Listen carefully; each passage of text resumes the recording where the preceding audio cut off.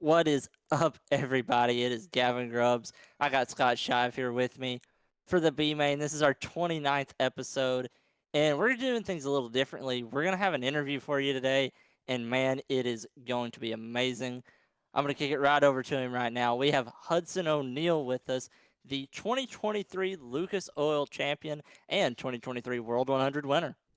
Oh man, we're just down here grinding out speed weeks. It's been a long month, but we're on the final stretch. This is our last week here at Golden Isles, and then we get to head back north to the cold weather and go home. And got one more week. Hopefully we'll cap it off good. Yeah, well, that's first thing I just want to say is, I mean, you've already won, what, 6 races just this year? I think we've won 7, including 7. everything Dang. that I've won in the number 6 runway car. Yeah. After that was, Volusia, and then at Alltech and Ocala. Ocala was really good to you the last few It weeks, was. but we're gonna get back it up a long way. Leading up to the 2023 is when you won your Lucas Oil Championship and won the World 100 that year. Up Yes. until that point in your career, just walk us through what got you to that moment and just kind of tell your story. Yeah. Well, I guess I started racing supers in 2016, and I started Lucas Oil racing in 2017. Was kind of whenever I started transitioning to full-time super late model racing and chasing a tour and racing for points and that sort of thing.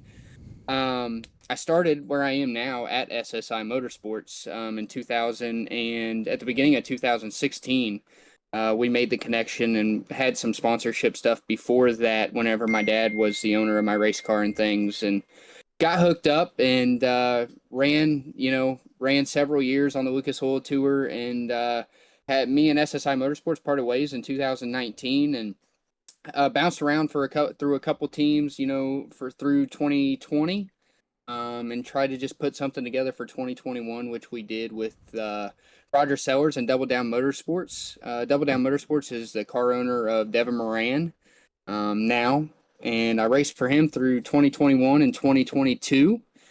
And I think we had ran second in points in 21, ran fourth in points in 22, and then I got the phone call from Mark Richards and Rocket One Racing to maybe to go over there and have an opportunity to go drive the Rocket One car, and I took it. And then that was going into 2023, and then obviously you just stated we were able to win a championship and be able to win the World 100, and we won a lot of big races, and it was really cool to be a part of it. And yeah, it gave me my first ever Lucas Oil Championship, which was unbelievable.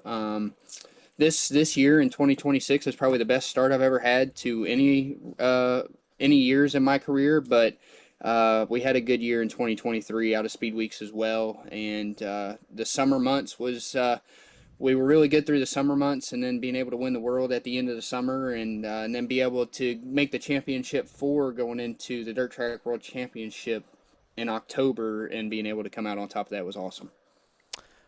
Yeah, Hudson, what was it like jumping into supers at such a young age? I mean, that what must have been 16, 15, 16 or 17 for you.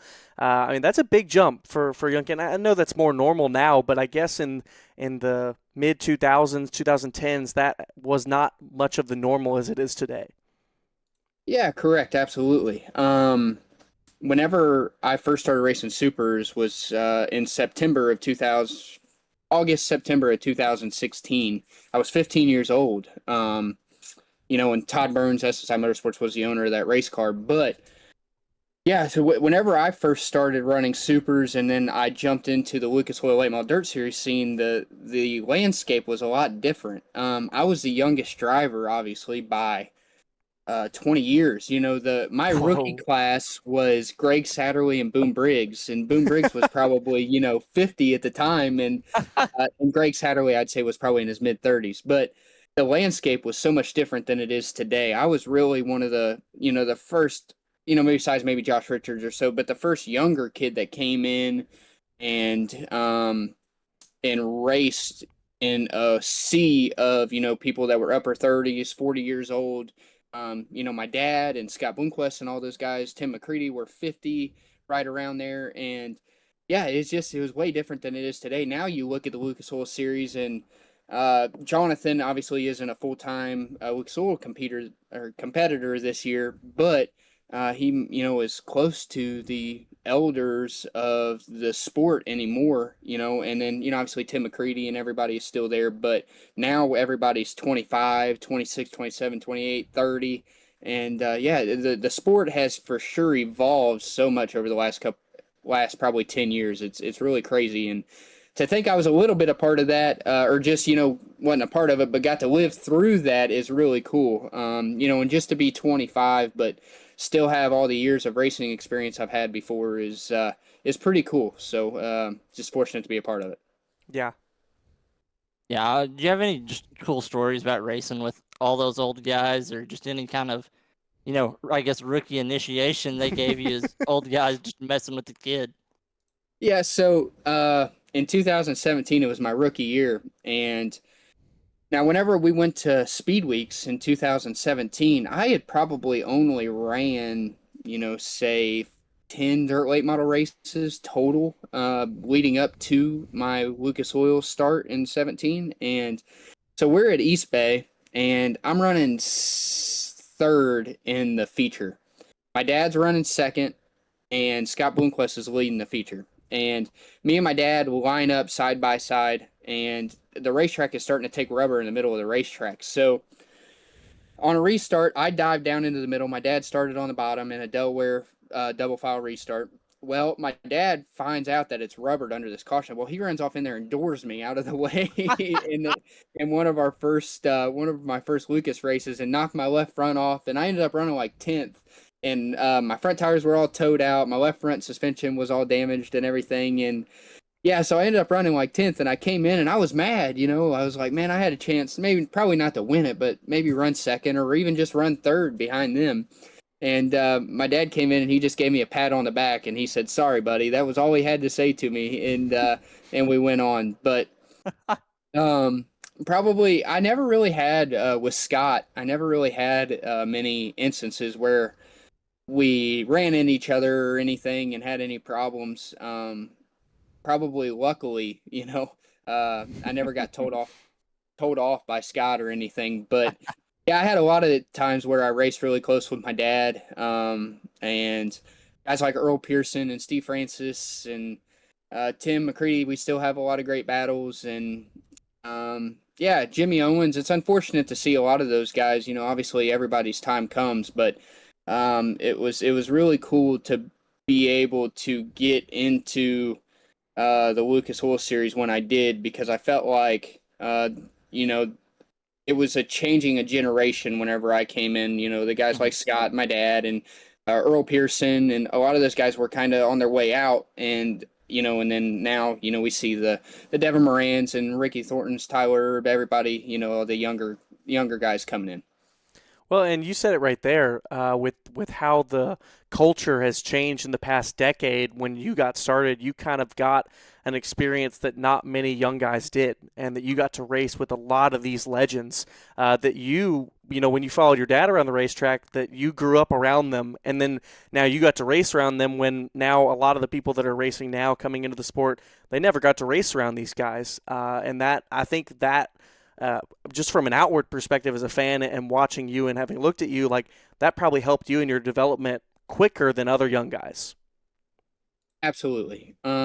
Especially now, more even so, because I have a relationship with people like Rick Eckert and Earl Pearson and my dad and a lot of these guys and Steve Francis. And I think just being able to have them and be able to ask them questions now about things, especially my dad. My dad's been down here all of Speed Weeks with me, and it's unbelievable how beneficial it is to be able to have him around and be able to talk about things. If there's something that he sees in the racetrack that I don't see, or something that happens on the racetrack that I could have done better or handled differently or whatever, it's but to see those seasoned veterans be able to go through that and experience that and be able to, be the little kid running around in the pit area, or even whenever I first started racing, being able to stand behind them and look at how they handle different situations. And yeah, I'm forever grateful for the time I got to spend with all those guys. And even though they probably didn't know I was there, and I was just a young kid running around, running into everybody, I was a little wild in my, I say younger age, but whenever I first started, I tore up a lot of equipment. So, yeah, I probably made a lot of them, more mad than I ever made them happy, but that's okay too. Gavin? I was just gonna say that's a good way to find the limit of a race car is to cross the limit. Oh yeah, well, you gotta. I mean, at some point you Yeah. gotta. Yeah, it's thankfully I had good car owners that didn't Yeah. fire me whenever it was probably easy to. But Yeah. yeah, it was for sure an experience, and I like to think that I'm a little bit better now than I was whenever I was 17 and 18. But I still have my moments.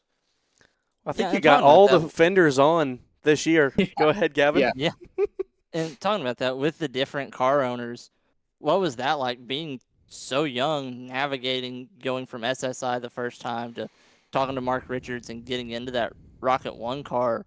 What was that like as, being around 20 years old?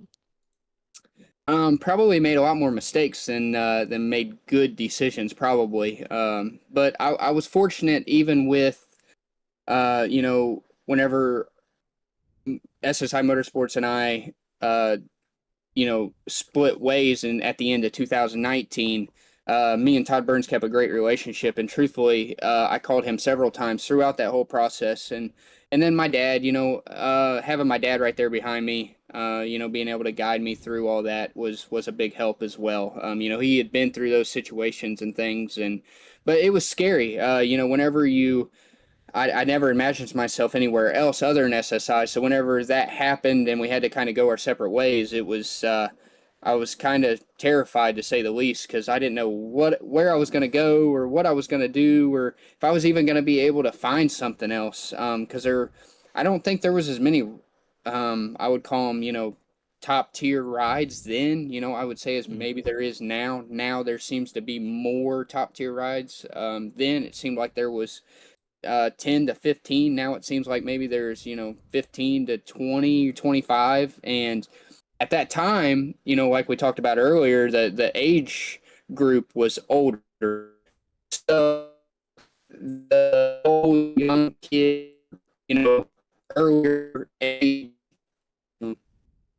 I would say frontier hadn't really moved in yet. So whenever a lot of people seen an unemployed 18-year-old or just got, fired from their old ride, and nobody really wanted much to do with 18-year-old kids, so, or 19-year-old at the time. So it was definitely different, and it was hard to navigate, and I think that contributed a little bit to my 2020 season. And I had a lot of great people like Craig Sims, my father-in-law, that jumped in and gave me a great opportunity till I could find something like Roger Sellers and Double Down Motorsports. I was able to go to at the beginning of 21, and as well as Masters Built Race Cars at the beginning of 20. Yeah, it just played it. It was a long road and probably made some mistakes along the way, but it all leads to where I am now, and I'm very very grateful to be in the situation I am, and I think I'm in the right situation for me. Yeah, did you ever have a specific moment where you really felt like you made it in the dirt world? I don't know. I always feel like we're always trying to chase the next best thing, right? But Yeah.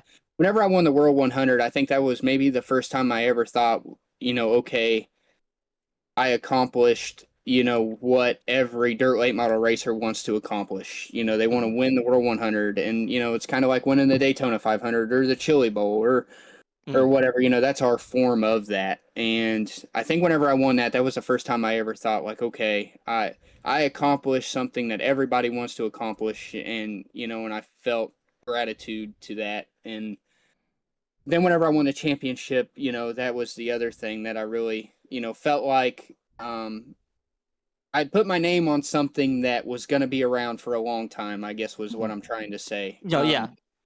But obviously, we want to win more and we want to do more, right? But I don't know. Besides those two times, if there was ever been another time where I thought, okay, I've done what everybody else admires to do, and yeah, hopefully I get the opportunity to do that a few more times. But I think those are probably those moments. Yes. Do Yeah. on the flip side of that, Was there ever a time where you were concerned that it wouldn't work out? And if so, were there things you were thinking about backup plans, or was there ever a time where you were doubtful? I feel like with such a long career you've already had at such a young age that things have to creep in at sometimes, but then, you know, you have the ups and downs. Yeah, absolutely. I would be lying if I said that I don't have those down every once in a while, but even today, yeah, I don't ever, I guess today, the difference in from today versus, at my earlier stages was today I don't ever think about maybe getting fired or am I going to be able to do this or can I do it or Mm-hmm. whatever. I feel like I can do it now, but back whenever I was 17 or 18, or I'd say the biggest moment that you just asked about was probably whenever I got fired in 2019. Um, Mm. I was like, oh no. I haven't really done anything. I've won some Lucas Oil races and I've won, two or three bigger races, but I hadn't really done anything that was that was notable, I guess you could say. So whenever I got fired, I was really worried that I wasn't going to be able to find something else. And that was kind of one of those times I was like, man, am I going to have to go, we call them normal jobs, but am I going to have to go get a normal job and not be a race car driver anymore or what am I going to have to do? So yeah, those times. And then probably another time was whenever I quit Rocket in the beginning of 2024 post Speed Weeks. Whenever that deal happened, I had nothing else lined up, and I did my own deal just to kind of keep me going for a while until I could find something. And then the SSI Motorsports ride opened up, but it was yeah, probably those two times were the biggest jump scares that I had in my whole Mm. racing career. And yeah, so things work out, things happen, but it's that doesn't mean that there's some sweat shed along the way. Yeah, well, and you just mentioned it, and I know Gavin has more information about it. I know there's probably certain things you can't say, but I think a very notable thing besides your championship in 2023 is when everything kind of fell apart with the Rocket deal. And Gavin could probably lead more on it in this question, but just I'm generally just curious about what all happened to lead up to that point where either you left them or even I don't even know what the deal was. I just know that Gavin was like, "Hey, Hudson O'Neill just left Rocket or whatever it was." And I was like, Yeah, "What?" yeah. It. I wish I could say that there was a big blow up or anything like that. But there wasn't. It was just Mm-hmm. a some people just struggle to find the same path along the way, and Mhm. and I think our paths just collided at different times, and we had different outlooks on different things, and that was just it. It was Mhm. kind of just one of those things that built and built and built, and even though we were winning races and it was we were winning championships, winning the World 100, and all those things, we just we just couldn't make it through every single day, and we just butted heads a little bit, and it Mhm. just was what it was. Not everybody's meant to race together, and they're good people, and they're a great race team, and a Rocket Chassis is a great organization, and just one of those things that just wasn't meant to be. So yeah, so whenever we went to Speed Weeks in 24, and then at the end of it, I just kind of thought about it, and we just couldn't find a way, and it was what it was. So whenever we split, it caused a big wave, and and there was all It kinds it of was crazy. yeah, and I remember how crazy it was. and there was all kinds of rumors about why it happened and yada yada yada, and there was but there's nothing other than of the truth other than just it wasn't meant to be, and we struggled to work together every day, and it just not necessarily everybody. They're, like I said, the amazing team, amazing organization. Mark Richards and Steve Baker run an amazing program over there, and nothing, no hard feelings against them. It's just part of it.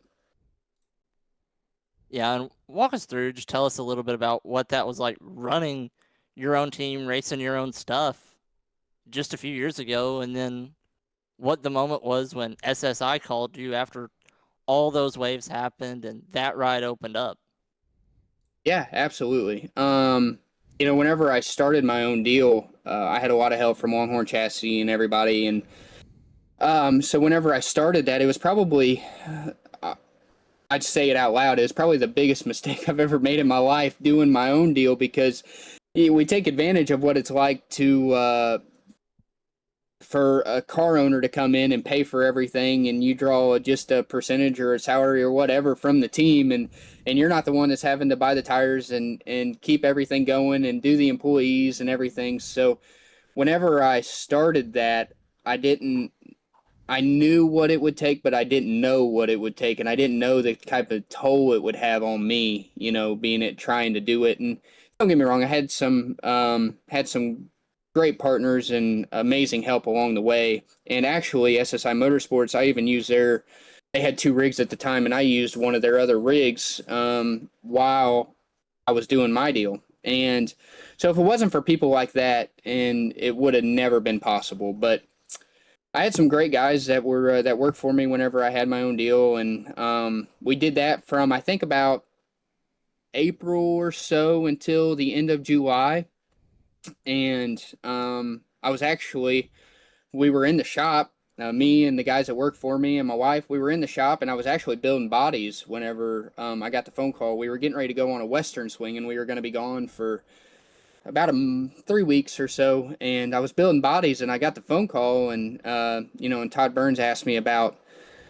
It was a Sunday after Muskingum County, and he asked me about going racing, and I didn't really understand what he meant, and he said that they had him and Ricky had split ways, and they were looking for a driver, and then so I thought about it. I didn't tell him no immediately. I talked about my boy to my guys that I had working for me about it, and they told me that it was a chance that I couldn't pass up. And Mhm. and SSI Motorsports was quote unquote home to me. It was where I started, and even like I mentioned earlier, through all the ups and downs and the different rides and yada yada yada, we stayed very close, and I've always been close with the Burns family. And so whenever I asked my guys and I asked my dad about it and talked to my wife, and we all thought that what we were doing then just wasn't really sustainable. I don't have the money.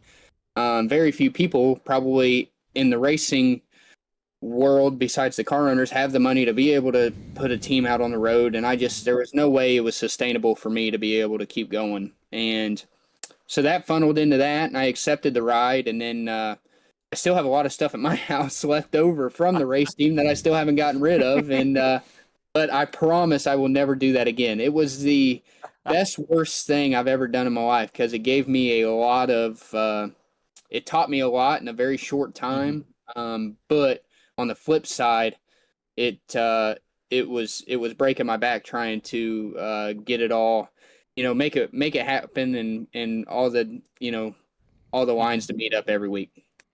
Yeah. Yeah, and Oh, go ahead, Gavin.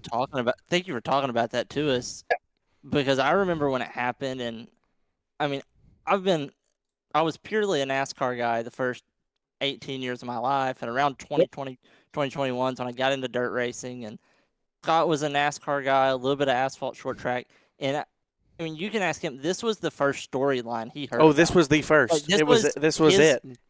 this storyline was his introduction to dirt racing, and it Yeah. was the top two drivers and two of the top three, or two of the top drivers and three of the top teams, all three just swapping seats, and Yeah. everybody was going everywhere. And I was trying to explain it to him mid-season. He was like, Yeah. "Can you give me a NASCAR example of I this?" was And I'm like, like, Yeah. "What's going I'm on?" like, okay, imagine if Joey Logano, Kyle Busch, and Rick Hendrick all swapped seats. And he's Yeah. like, what? And I'm like, no, that's really what's going on. Yeah. Yeah. It was a tough time, really, for me, and probably for the Thorntons as well, because I had just, obviously just left Rocket, and that made a massive splash in the social media industry. And then, obviously the rumors and everything, it got so bad that I deleted all my social media. And Wow. so whenever I deleted all my social media, and then I started my own deal, and then I think, whenever whenever I borrowed the SSI Motorsports hauler, their second hauler, I think it just all added up to probably look really bad on my part, that we were Mhm. strategizing behind, people's backs and whatever. And, really, I don't know that that was much of the case. And me and, like I said, we've always had a close relationship. So just a lot of things added to it that made it look bad. And it looked bad on me. It looked bad on Todd Burns and SSI Motorsports. But, I think it was as harmless as, as what it is. Mhm. People switch rides, people get fired, people get hired. It just it's everyday life, and nobody thinks of any. If somebody gets fired from the local fast food restaurant, somebody gets hired in their place, nobody thinks anything about it. But we're just in the public eye, and we have so much attention on us all the time that the false narratives come out and things get skewed in the wrong ways. And yeah, it was a very tough time for me. And worse than that, I had my own team that I was trying to fund, and I had crew guys that I had hired that I thought a lot of, that I really, really enjoyed racing with, and I had to go and quote unquote fire them, to go and take this other deal because I couldn't. I took one guy with me, but I couldn't take them both with me, so I had to fire one of them. And Mhm. then I had to call all the sponsors and all the people that supported us, and tell them that, hey, I'm sorry that, you guys have done all this and contributed so much to my program, but I got to leave and I'm going to go over here and do this deal. And, I'm kind of Mhm. leaving you guys hanging in a way. And fortunately, we were able to take some of the sponsors and kind of make it work for the year until, we move forward. But it was a very tough time, and a very, even though I was going to a better place and getting, one of the top probably 5 rides in the country, it was hard on the social media aspect. It was hard in the aspect of my personal life, with firing people and then all the partners and everything. And, and now if we all look back at it, I think everybody's landed where they wanted to be. And Mhm. yeah, it was a tough time for everybody, and I hate the way that it all came about and the way it made everybody look.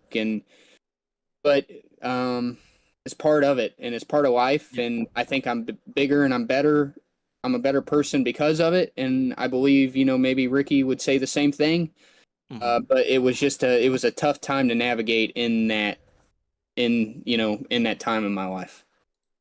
Yeah, and I can say this is right now, like the start of this season, you can tell that I guess like you were talking, the stress and the toll mental health wise of the end of 2024 and last year's season for you as compared to this year. You seem to have, a much clearer head. You just seem happier. You're, winning 7 races already, and we're just now at the start of March. So it's definitely been a positive long term for, I think, everybody involved. Like all 3 Yeah, teams, both drivers, everybody has been elevated because of it. yeah, I think so. And a little bit added to that was obviously whenever I was hired on at SSI Motorsports, the team that was there for Ricky. And, Mhm. they didn't necessarily sign up to work with me, if that makes sense. Yeah. So it was kind of a situation that we were all thrown into, and we Mhm. had to just kind of make it work for the time being. And then, they ended up moving on at the end of the year, which that was great. They're great guys, and they went to work for the Longhorn Factory team for 2025. Mhm. And they're a great group of guys, and I was fortunate to be able to work with them for the time that I did. And then we assembled a crew at the beginning of 2025 and was able to hire our new crew chief, Jason Durham, after Mhm. Speed Week. So, mid spring of last year, 2025. And now we've been together for almost a full year. And Mhm. so it's just even though people didn't see necessarily the changes going on, there was still changes happening from, Mhm. all the way from the summer of 24 whenever I was hired. It was just kind of constant evolution of changes and people, and all the way down to the brands of parts that we use, and just every little thing that we were just trying to make up the concept that we have here at SSI Motorsports today. And new crew guys, and Jason Jason Durham does an amazing job of, he's a great leader, and he's kind of got everybody now in the position to be successful on the team, and it's so amazing to be a part of it right now, and I'm so happy that all that stuff that happened in the past is in the past, and I'm Hmm. grateful that, nobody really talks about it anymore, because Yeah. I'm the type of person that, I probably am a little too maybe sensitive about things, and I Hmm. I, I want to be a fan of everybody. I don't, Hmm. or I want everybody to be a fan of me. I'm sorry, I worded that wrong. I want everybody to be a fan of me, and I hate whenever people don't like me, because I feel like it's something that I'm doing wrong, or something that I could fix about me, to make them like me, which I shouldn't be that way. And especially in the public eye like we are, Hmm. that's a tough mindset to have, because no matter, you can be the most model person and never get in any trouble and never do anything wrong, and people are not going to like you just because you're you, and maybe you ran into one of their favorite drivers back 2 years ago or whatever, and that's just the way racing works, right? So um, I'm getting better about that, but I'm very happy that the struggles of switching teams and the false narratives and everything are maybe in the past, and we can move on and race, and everybody get along and everybody be happy, and we can just try and do our jobs. Yeah, Oh yeah. I hear you. I hear you. And we won't harp on it much longer either at all. We'll go to 2025, talking about hiring when y'all got to hire your new crew chief. For a bit in 2025, Gavin and I were a little worried because y'all did get off to a much slower start. And it was obviously y'all were still getting everything settled from 2025 or 2024. And what Hmm. you just talked about, some of that team moving on with Longhorn and then y'all getting new people. But I mean, really, once y'all got to June, July, I mean, I really feel like, especially by then, y'all had kicked into high gear and were performing like I think a lot of people expect you to. But did that also have any, I guess, concern of your mindset of like, oh, we're not off to the best start this year, but I feel it building. Yeah, speaking of Speed Weeks 2025, whenever we went down there, we came out of Speed Weeks 14th in Lucas Oil points, and it was one of those situations like, oh no, we have a long road ahead here, and then, like you mentioned, we were able to hire Jason, and then by June or July of 2025, we were starting to pick up and get going, but it was a long road to hoe, from the beginning of the year till probably April, of just getting everything. We were trying to rebuild from losing some of our crew guys, and we didn't really have a crew chief. We were all kind of pitching in, trying to do the job, trying to fill that void that we Mm-hmm. had. And then whenever we were able to hire Jason, then it was just kind of, then you just added another thing that we were trying to adapt to. We work out of Jason's shop in Glasgow, Kentucky right now, and so we were trying to kind of move the cars down there and get everything situated. And Jason was trying to take all this stuff in and had, parts and pieces, and he was trying to adjust everything on the fly, and it was just tough to kind of get everything where he wanted it while we were trying to race full time. So we did what we could do with what we had at the time, and he just slowly molded it over that entire year. And all the way through the summer we were running good, but we knew we weren't exactly where we needed to be. We were still trying to get our motor program, exactly where we wanted it. We were trying to get our shock program exactly where we wanted it, and it was just a slow, monotonous process of trying to figure out how, we knew where we needed to be, but we were trying to get it there as we Hmm. were racing 90 times a year or 85 times or whatever we race. So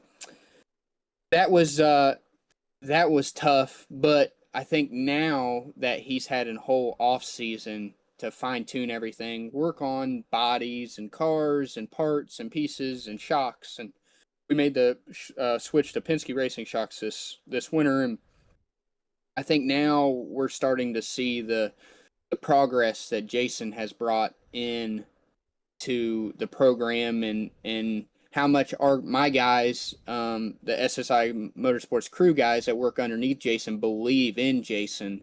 It's unbelievable how much of a father role he is to some of them, and they would run through a brick wall for him. And that's the type of team that you have to be successful.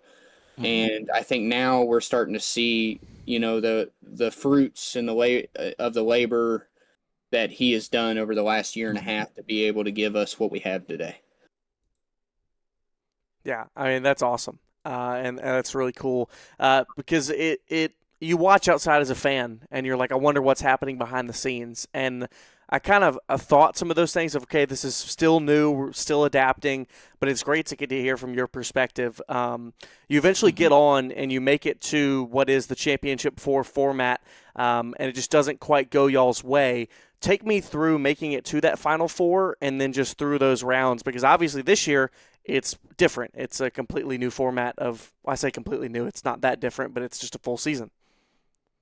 Yeah, so all the way back to Speedweeks, whenever came out of there running 14th, whenever we hired Jason, that was that was just our goal. That was the whole Mm-hmm. goal, was just Right. let's try and get to the championship 4 by the end of the year. And we had a long road. I think we had, maybe 300 or 400 points we had to make up over that time Mhm. frame. And so that was our whole goal, was just to get there. And then, through the summer we pecked away at it and we were able to get there fairly faster than what we thought we could get there. We were in the final 4, or in the top 4 in points by the time we got to maybe June or July. Well, and then we kind of started, maybe by the time August came around, we started to hit a little bit of a rocky point in our season where we were going to big racetracks. We couldn't steer at any of the big racetracks we went to. We struggled at all of them. We were just kind of barely piecing it together, and we got into the championship 4, thankfully. But then, whenever that happened, we just we fell apart. We didn't fall apart as a team. We just fell apart from a balanced race car standpoint. We were good all summer on the smaller racetracks, kind of out in Iowa, and we call it out west, but it's not really out west, west from Indiana and Kentucky. But we were running good at all those racetracks, and then we started going to places like Port Royal. We did good at Knoxville, Pittsburgh, Eldora. The bigger the racetracks we went to, we just started to struggle, and that made for a really long championship 4 campaign. We ended up running 4th in that by a long shot. Those guys blew us out of the water, and it was a tough go of it. But we just kind of kept working, and we knew there was something wrong, and we just had to find it. And we kept working, and finally, at the Dirt Track World Championship, the very last Lucas Oil race of the year, we ended up finding what our problem was, and we were able to kind of build off of it. And unfortunately, off season was coming, really quick right there. The only race we had besides that at the end of the year was we got to go to Sonoa for the flow finale, Mhm. and we were able to kind of build on that and then build the rest of the way. This why since we've been down here doing testing and racing and different things. And I don't think that our race program is a ton better now than it was then. As far as setup wise, I think we've just been able to fine tune more now, and everybody's got more comfortable with everything. And Jason's got to work on it a little bit more and get it exactly the way he wants it. And I think a lot of it plays into I'm happier than I've ever been driving race cars. My team is amazing.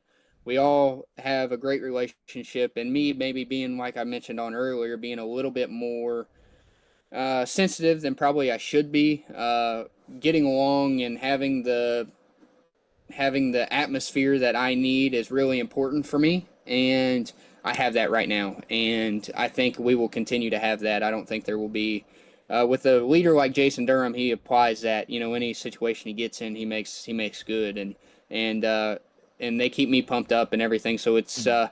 it's really awesome to just be a part of it right now for sure. Yeah, and adding on to the talk about the long season last year and how good of a spot you're in, mentally and just being ready for this season. And what is that like? Because me and Scott talked to a lot of asphalt late model guys, and their seasons are 15 to 20 races, and the Lucas season is probably around 50 races, and then some of the outlaw shows you'll run and the flow night shows on top of that. Yeah. What? It's very different. Yeah. How would you describe your day to day and week to week? Is if you're just going to sit and talk to an asphalt late model guy about, comparing your jobs? I have no idea. So I don't know if you know this or not, but I raced some asphalt whenever I very first started racing Okay. full-size Okay, I trucks. was gonna ask this. Yeah. Yes. So I ran pro trucks at New Smyrna Beach and Orlando Speedrome and around those areas. Hmm. And then I ran a pro late model for a short time frame. Not Okay. very successful ventures in either, but I did have a little bit of asphalt experience whenever I very first started. I But gotcha. yeah, so I guess the main difference is the amount of racing, like you just mentioned.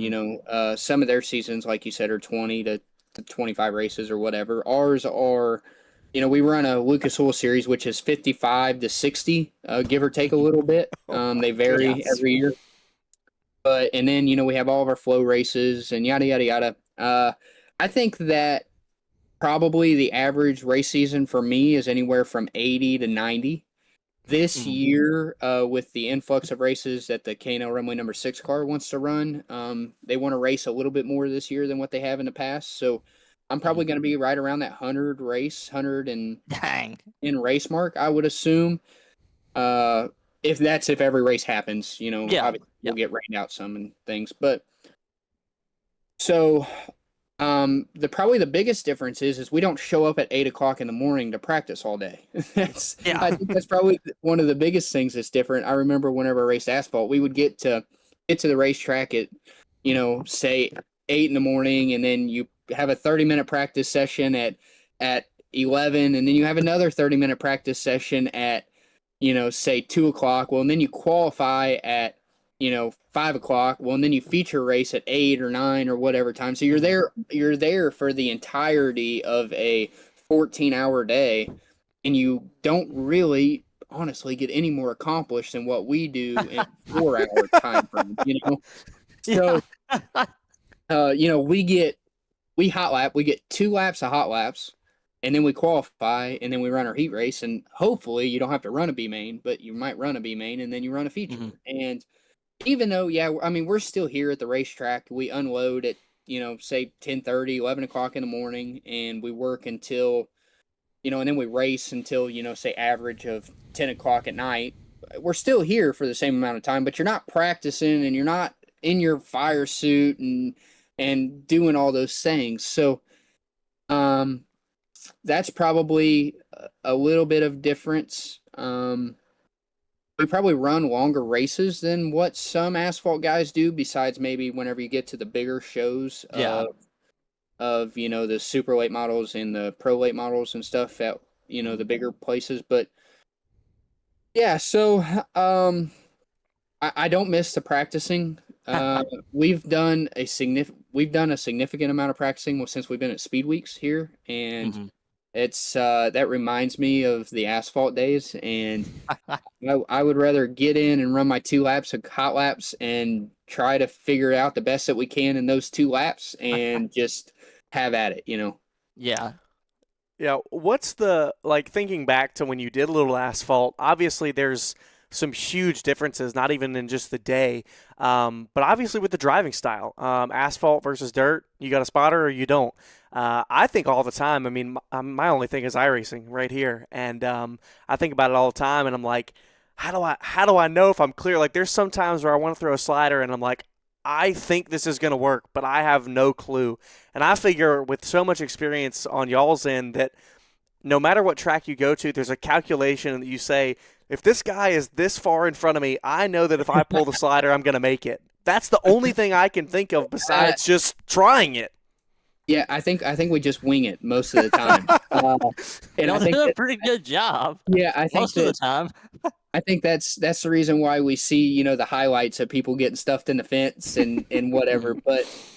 But honestly, I think that I say in real life versus iRacing, I feel like I have a better sense of judgment in my personal race car than what I do Mhm. on iRacing for Hmm. whatever reason that it may be. Everybody says that. Yeah, Everybody says, like, you would think you would feel more comfortable, at home, knowing you're in a situation where this hit isn't gonna hurt, but everyone's like, no, I'm way more comfortable in a race Right. car.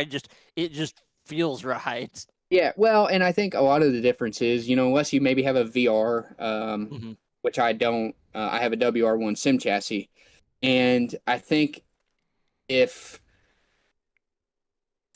I can look like this, and or as far as my head will let me look with my headrest and everything, but I can halfway see out the right side, or I can Mm-hmm. look to my left and halfway see out the left side, and for the most part, I can hear pretty good inside my race car as far as if there's somebody above me and their motors, at high RPM. Normally, I can hear them or have a sense if they're there or coming or whatever. So, Hmm. yeah, I think I just feel like I have a better sense of where I'm at and where my right rear quarter panel is and the runs that I have and different things whenever I'm in the race car rather than in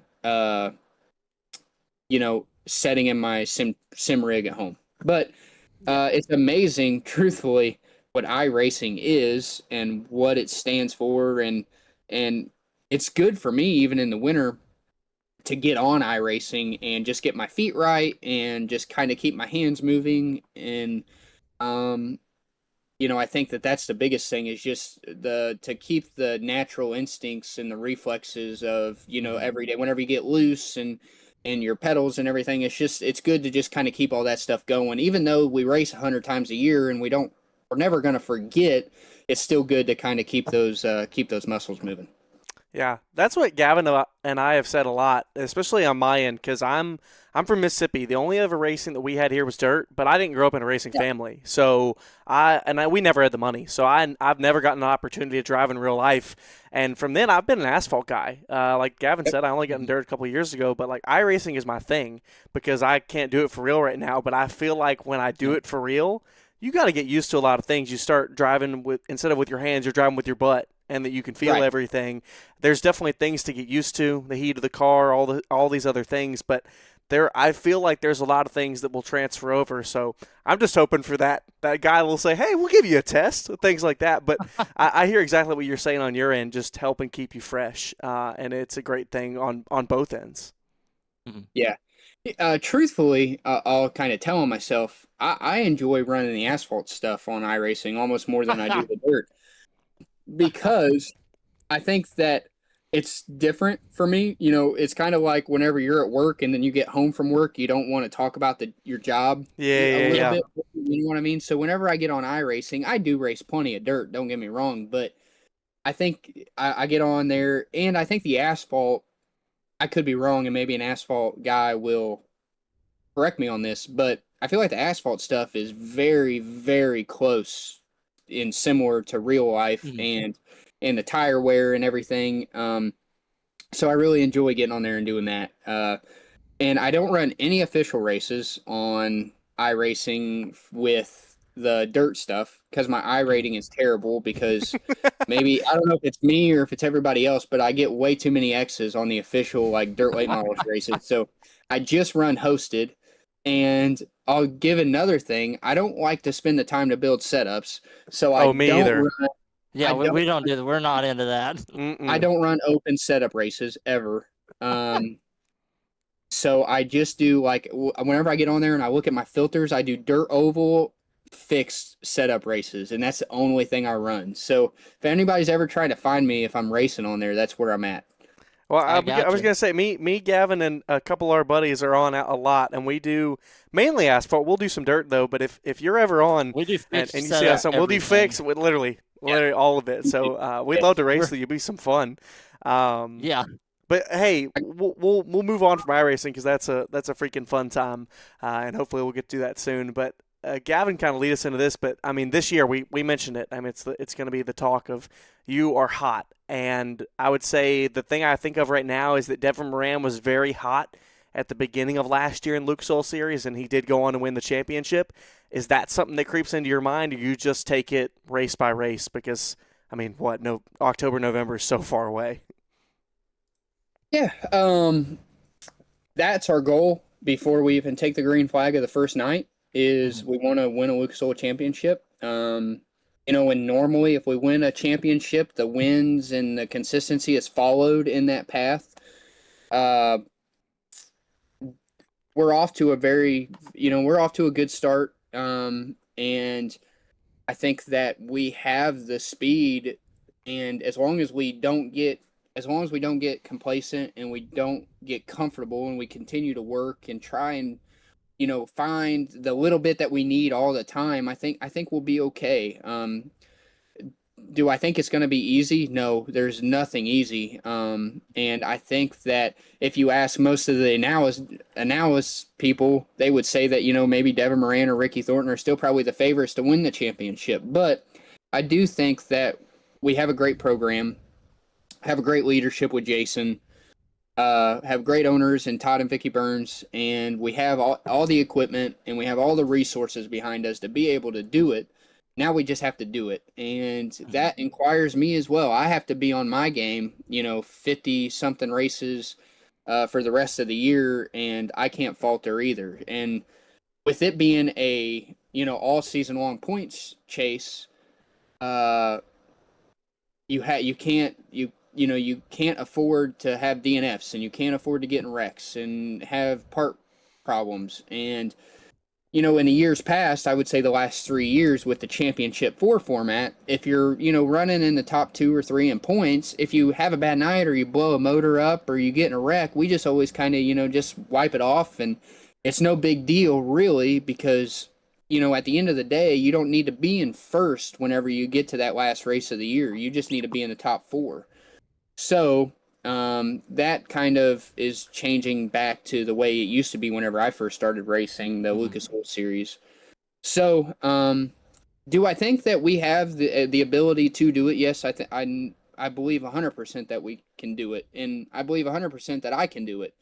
But that doesn't mean that we have a long year ahead of us. And even though we've got off to a hot start, it really doesn't mean much other than we're just having short-term success. So we have to keep going. Everybody in the late model world knows that Florida is kind of its own animal. The dirt down here is a lot different than a lot of the dirt that we see. It's different than any dirt that we see whenever we get back up in the northern part of the United States. So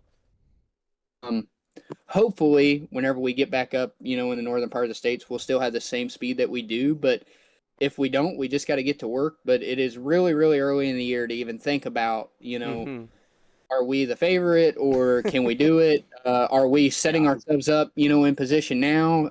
Yeah, we are, and we're doing a good job. I think that we are taking your best 5 races, and right now we have 3 wins, a third, and a 5th. So everything looks good, but we have to continue to deliver on that success for the rest of the year. And it's a long summer. Whenever you get out west and you start, in the dog days of summer and you're tired and it's hot and, all those things, you still have to deliver, and you can't let your equipment falter, and you got to stay on top of it. So it's grueling and it's tough. And whenever you have people like, Devin Moran and Garrett Alverson and Ricky Thornton and people chasing you, and Brandon Overton and Brandon Shepard, it's a huge list of names that we got to outrun every night, and it's not easy. Yeah. Yeah, like you just said, I believe that out of all of the major short track series in the country, that the Lucas Oil Late Model Dirt Series is the most competitive, the most skilled, and the hardest championship to win. Out of when you look at the big 2 late model series, the 2 sprint car series, the 3 USAC series, and then you go, super late model, like asphalt late model. Like, out of all of those, what you were competing in, I think, is the pinnacle of short track racing, really. I'm happy you said that, and I hope that everybody in the country will listen to what you just said. This is an asphalt gentleman that is mainly asphalt saying that. So no, I just that makes me feel good to hear you say it, because I agree. Obviously, I've never competed in the World of Outlaw Sprint Car Series. I've never competed in the Cars Tour. So I have respect, and I think that all of them are hard to win in their own way. Oh yeah, no, and I'm not selling any of them short. Yeah, absolutely. But I do think that the Lucas Oil Late Model Dirt Series, when whenever you look at the talent level of, Brandon Overton and Brandon Shepard and, Jonathan Davenport isn't here this year, but JD has been, with us the last few years, and Devin Moran and Ricky Thornton, and it's tough to find a better group of guys night in and night out. I feel like, just personally, I think if you throw one or two more guys in there, you take like Bobby Pierce from the World of Outlaws and maybe Nick Hoffman and put JD back on, and I think though we would have the top 10 race car drivers in the country, and they would all be racing together every single night. And that's what the fans love to see, and I think that it's so tough to win a Lucas Oil Series championship, and the people that have done it several times, it's really incredible to see people go on runs and have, really, really good years, because this sport's tough. And not only is it tough from a talent point, but dirt late models are complicated race cars. There is a lot that goes on a dirt late model, and it's unbelievable how I really believe, like, whenever you step back and you look at some of the crew chiefs and some of the engineers in our sport, and it's incredible the amount of knowledge that is in our area of racing. It's really incredible to see some people that have the minds to be able to do it, and there's very select people that have it in our sport, and it's really incredible to be around it and watch it happen.